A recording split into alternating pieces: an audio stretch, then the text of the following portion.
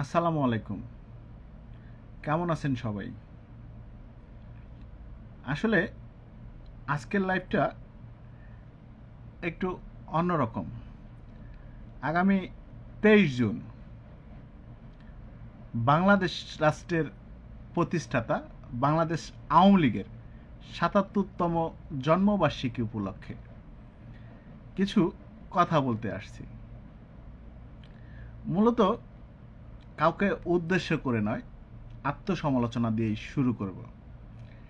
নিজের দলের মধ্যে যারা বিভিন্ন সময় বাংলাদেশ আওয়ামী লীগের বিভিন্ন আসনে বিভিন্ন নেতা ছিল, বিভিন্ন সংসদ ছিল, প্রভাবশালী সংসদ সদস্য ছিল, যারা দীর্ঘ 17 বছর কিছু মানুষ লালন পালন করছে, যাদের কর্মকাণ্ডে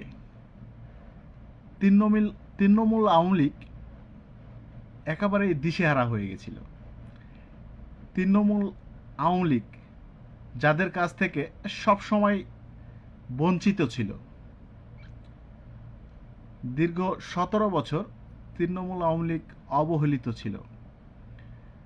শুধুমাত্র এই সমস্ত কিছু এমপিদের, এই বাইরে থেকে আসা কিছু লোককে লালন পালন করার জন্য ছাত্রলীগ, যুবলীগ, স্বেচ্ছাসেবক লীগ কেউ কোনো দিক থেকে কোনোভাবে উপকৃত হতে পারে নাই। শুধুমাত্র এই সমস্ত এমপিদের এই বিএনপি জামাতের প্রতি এই প্রেমের জন্য। আসলে পরিতাপের বিষয় হলো, আজকে কেন বললাম এই কথাগুলা, বিষয় হচ্ছে 23 জুনের যে আওয়ামী লীগের প্রতিষ্ঠাবার্ষিকী, সেই প্রতিষ্ঠাবার্ষিকী উপলক্ষে সেই আওয়ামী লীগের এমপিদের লালন পালন করা কিছু কর্মী ছিল সারা বাংলাদেশের। সেই কর্মীগুলা যারা 17 বছর, যেই কর্মীদের জন্য একজন এমপির কাছে, একজন সংসদ সদস্যর কাছে, সাধারণ একজন আওয়ামী লীগের কর্মী, আওয়ামী লীগের একজন তৃণমূলের নেতা, একজন ছাত্রলীগের নেতা, যুবলীগের নেতা, স্বেচ্ছাসেবক লীগের একজন কর্মী কেউ কোনোভাবে তার কাছে পৌঁছাতে পারে নাই, অথবা কোনোভাবে কোনো কিছুতে উপকৃত হতে পারে নাই। অথচ যেই মানুষগুলাকে সেই এমপিগুলা লালন পালন করছে বা বিভিন্নভাবে তাদেরকে উপকৃত করছে, উপরে উঠাইছে, সেই মানুষগুলাই আজকে রাজপথে হুঙ্কার ছাড়ছে 23 জুন আওয়ামী লীগের কেউ যেন রাস্তায় না নামে। এখন আমি সেই সমস্ত এমপিদেরকে আমি একটু মনে করিয়ে দিতে চাই। আমি জানি না এমপিরা শুনবে কিনা, কিন্তু যদি শুনে তাহলে আমি তাদেরকে শুধু একটু মনে করানোর জন্য আজকের লাইভটা, কে কি বলল, কে কি ভাবলো, সেটাতে আমার কিচ্ছু যায় আসে না। আমি শেখ হাসিনার দল করি, বঙ্গবন্ধুর আদর্শ বুকে ধারণ করি, লালন করি। শেখ হাসিনার দল করি। 5ই আগস্ট পরবর্তী সময়ে দীর্ঘদিন ছাত্রলীগের রাজনীতি করছি এবং 5ই আগস্ট পরবর্তী সময়ে শুধুমাত্র শেখ হাসিনার রাজনীতি করি। অন্য কোনো নেতা, অন্য কোনো কে কি বললো, কে কি করলো, কিচ্ছু যায় আসে না। কিছু পাওয়ার জন্য রাজনীতি করি না, শুধুমাত্র শেখ হাসিনার জন্য রাজনীতি করি। শুধুমাত্র শেখ মুজিবের মেয়ে, দেশরত্ন, বাংলাদেশের রূপকার, ডিজিটাল বাংলাদেশের রূপকার, দেশরত্ন শেখ হাসিনার জন্য কথা বলি এবং বলবো।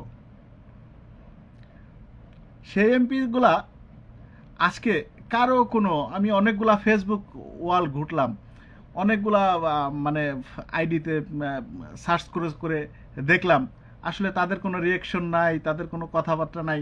তারা অনেকটা মানে মনে হচ্ছে একেবারে নিস্তব্ধ হয়ে গেছে সেই এমপিগুলা। আসলে সমবেদনা জানানো ছাড়া সেই এমপিদেরকে আমার আর কিছুই বলার নাই।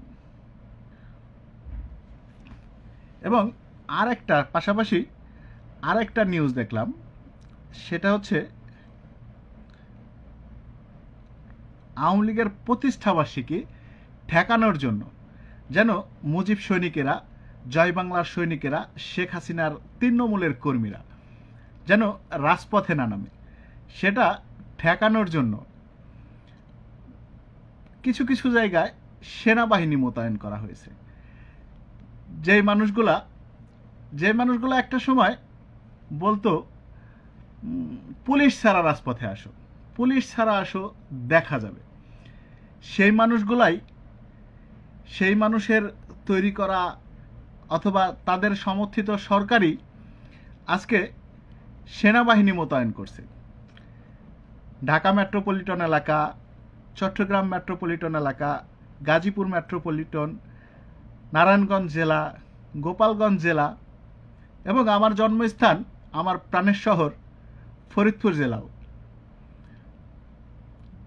আসলে মানে এমন একটা ভাব মনে হচ্ছে দেশে গৃহযুদ্ধ লেগে গেছে। ভাই, বলার সময় অনেক কিছুই বলা যায়, অনেক কিছুই করা যায় না।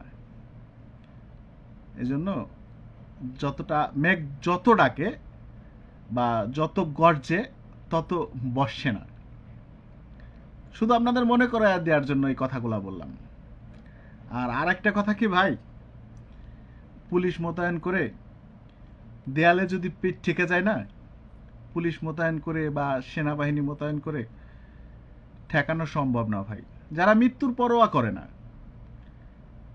যে মানুষগুলা মৃত্যুর পরোয়া করে না, শেখ হাসিনার তৃণমূলের কর্মী, সেই মানুষগুলা কি ঠেকায় রাখা সম্ভব? কোনোভাবেই সম্ভব না। গৌরব, ঐতিহ্য, সংগ্রাম এবং সাফল্যের ৭৭তম প্রতিষ্ঠাবার্ষিকী গৌরবের সাথেই সারা দেশব্যাপী পালিত হবে ইনশাল্লাহ। এবং আরেকটা কথা বলি, আওয়ামী লীগের নেতাকর্মীদের দ্বারা দীর্ঘদিন দেখেছেন, বিগত দিনের যে বিরোধী দলে ছিল সেই সরকারগুলার ওই আন্দোলন সংগ্রামে জ্বালাও পোড়াও তাণ্ডব লীলা ছিল। কিন্তু আওয়ামী লীগের নেতাকর্মী যারা শেখ হাসিনা গড়তে জানে, যিনি দীর্ঘ ১৭ বছর দেশটাকে নিপুণ হাতে একেবারে মায়া মমতা দিয়ে খুব মানে স্মার্টভাবে সাজানোর চেষ্টা করছে, কিন্তু সেই সাজানো গোছানোর দেশটাকে এতটুকু আপনারা নিশ্চিত থাকতে পারেন, সেই সাজানো গোছানো দেশটাকে